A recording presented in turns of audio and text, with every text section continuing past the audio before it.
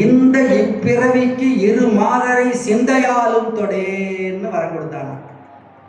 இந்த இப்பிறவிக்கு இரு மாதரை சிந்தையாலும் தொடேன்.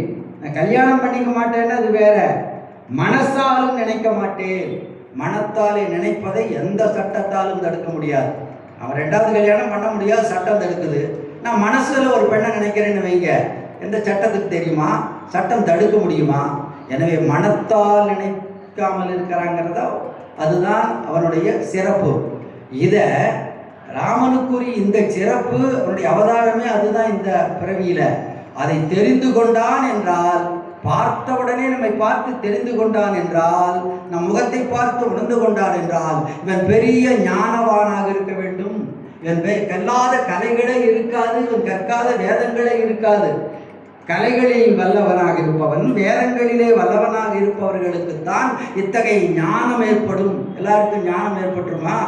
அந்த ஞானம் என்பது இந்த நிறைய படிக்கணும், வேதங்கள் படிச்சிருக்கணும், கலைகளை கற்றிருக்கணும். எல்லாருக்கும் அது கிடைக்காது. நம்முடைய ஆரூர் அடிகளார் இருக்கிறாரு, அந்த ஞானம் எல்லாருக்கும் கிடைக்குமா?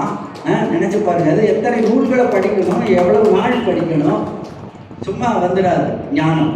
எனவே அந்த மாதிரி இவன் இல்லாத உலகத்து எங்கும் இங்கு இசைகள் கூற, இவன் கல்லாதது உலகத்தில் இல்லை. இல்லாத உலகத்து எங்கும் இங்கு இசைகள் கூற, கல்லாத கலையும் வேத கடலும் என்னும் காட்சி சொல்லாலே தோன்றிட்டு. ஒருத்தனை பார்த்து இவன் படித்தவன் அப்படிங்கிறது எப்படி தெரிஞ்சுக்கிறது? நல்ல ட்ரெஸ் போட்டுட்டு இருக்கிறாருங்க, நல்லா டிப்டாப்பாக இருக்கிறாரு, நிறைய படித்தவர்னு சொல்ல முடியுமா? எதை பார்த்தவன் நல்லா படித்தவன் சொல்ல முடியும்? சொல்லாலே தோன்றிட்டு. அவன் பேசுகின்ற சொற்களை வைத்துத்தான் இவன் எந்த அளவுக்கு படித்திருக்கிறான் என்பதை தெரிந்து கொள்ள முடியும். அதனால் இவன் பேசுறதை வச்சா இவன் இல்லாத கல்லாத கலைகளே இல்லை, வேதங்களே இல்லை என்ற முடிவுக்கு இப்போது ராமனே வந்து விடுகிறான். வந்துட்டு இப்போ ராமன் அவனை பார்த்து சொல்லுகின்றான், நாங்கள் இங்கே ஏதோ கிஷ்கிந்தை மலையில் கொஞ்சம் வேகமாக செல்ல வேண்டியிருக்கு. இந்த கட்டமெல்லாம் மணிக்கணக்கில் நிற்க வேண்டிய இடம், நிற்க நேரம் இல்லை. அதனால கிஷ்கிந்தை மலையிலே சுக்ரீவன் என்ற ஒருவனை நாங்கள் தேடி வந்திருக்கிறோம், அவனை நீங்கள் காட்டி அருள வேண்டும் என்று அனுமனிடத்திலே ராமன் சொல்லுகிறார்.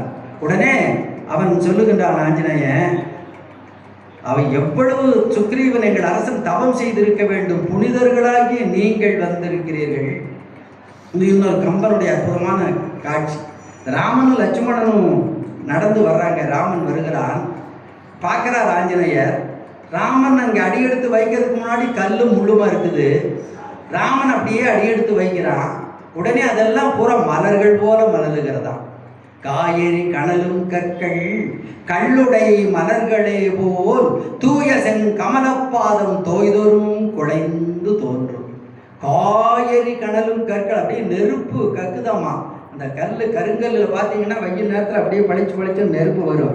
காயறி கடலும் கற்கள் கல்லுடை மலர்களே போல், தேன் நிறைந்த மலர்களைப் போல தூய கமலப்பாதம் தோய்தொரும் குழைந்து தோன்றும். அவனுடைய செந்தாமரை பாதங்கள் பட்டவுடனே அந்த கல்லும் முள்ளும் காதுக்கு மெத்தைங்கிறானே ஐயப்பா பக்தர்கள், அந்த மாதிரி அவனுடைய செங்கமல பாதம் பட்டவுடனே கல்லும் முள்ளும் அழுங்குறான். இதையெல்லாம் நமக்கு எளிமையாக விளக்க வேண்டும் என்பதற்காகத்தான் கவியரசு கண்ணதாசன் எளிமைப்படுத்தி சொன்னான். கண்ணன் என்னும் மன்னன் பெயரை சொல்ல சொல்ல கல்லும் முள்ளும் பூவாய் மாறும் மெல்ல மெல்ல. எவ்வளவு எளிமைப்படுத்திட்டான் பாருங்க கம்பனுடைய பாட்டை.